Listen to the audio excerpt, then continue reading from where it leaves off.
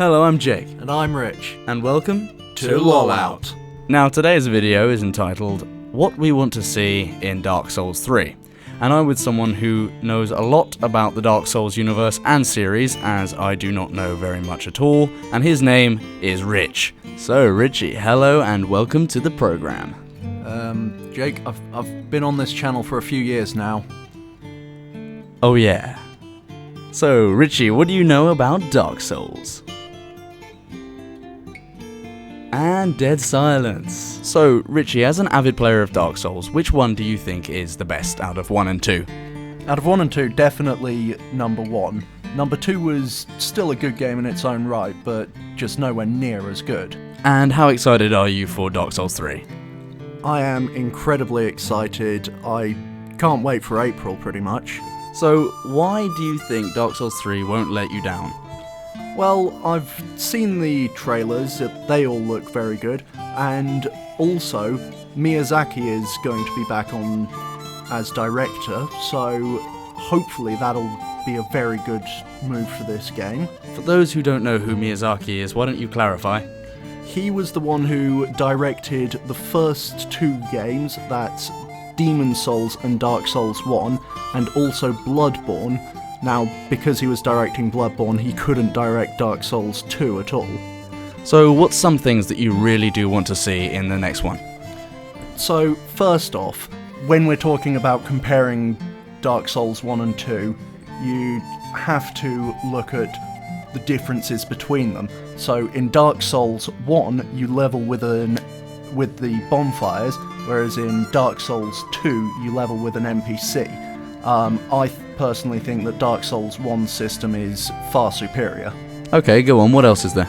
So, in Dark Souls 1, you get much more involved with the NPC's quest lines.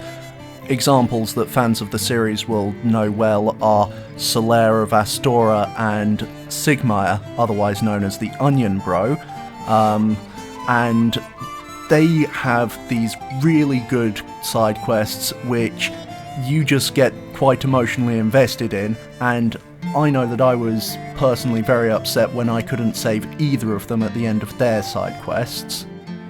Okay, anything else? So in Dark Souls 2, you can craft boss weapons from just the souls of bosses, but in Dark Souls 1, you're required to have a base weapon to sort of graft the boss's soul onto, so that you can infuse that weapon with the boss's essence, in essence. Also, in Dark Souls 2, there's the Haid Knight, which a lot of people will have noticed was essentially the Dark Souls 2 equivalent of the Black Knight, which was a formidable opponent which kept cropping up all around Lordran, and it was difficult as hell to beat if you weren't properly prepared for the fight.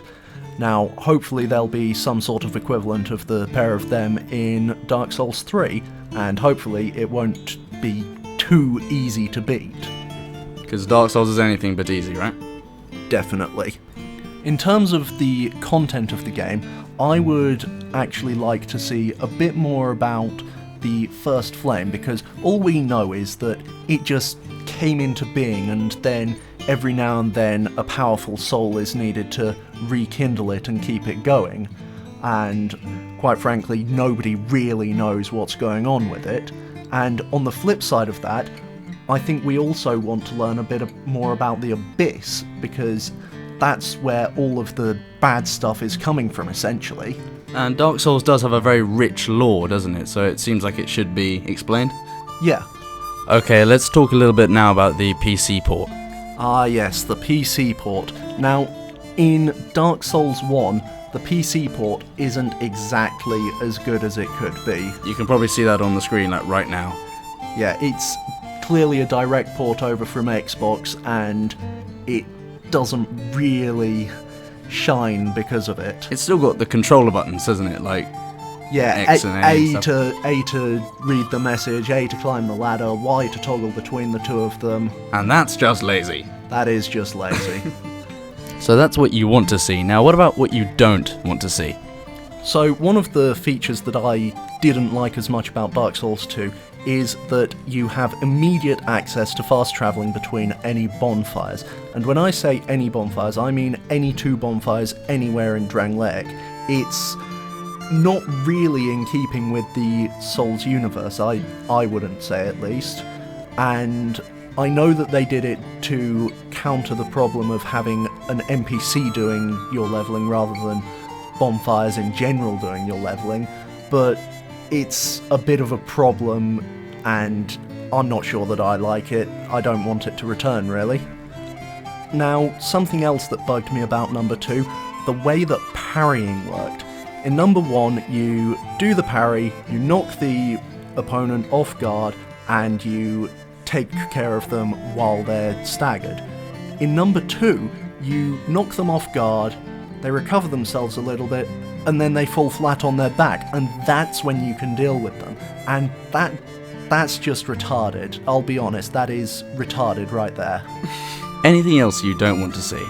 I don't want to see previous bosses returning, except maybe Gwyn, but that would be in keeping with what I've seen with Dark Souls 3, that the Lords of Cinder are returning, and Gwyn was the first Lord of Cinder, so makes sense that he'd return. But enough with the gargoyles, and leave Ornstein alone. He deserves to die properly. Other than that, I don't really have any expectations or hopes from Dark Souls 3. It's basically going to be the next game in a great series, and if it's very similar to the previous ones, then I won't be upset at all, because the previous ones were great. Well, that'll do it for today's episode. I'm pretty sure that I have literally no idea what was just said in any modicum of the sense, but I hope those of you that are fans of Dark Souls have a good idea what Richie was on about. And yeah, I hope you enjoy the game, and stay tuned for more updates. See you next time.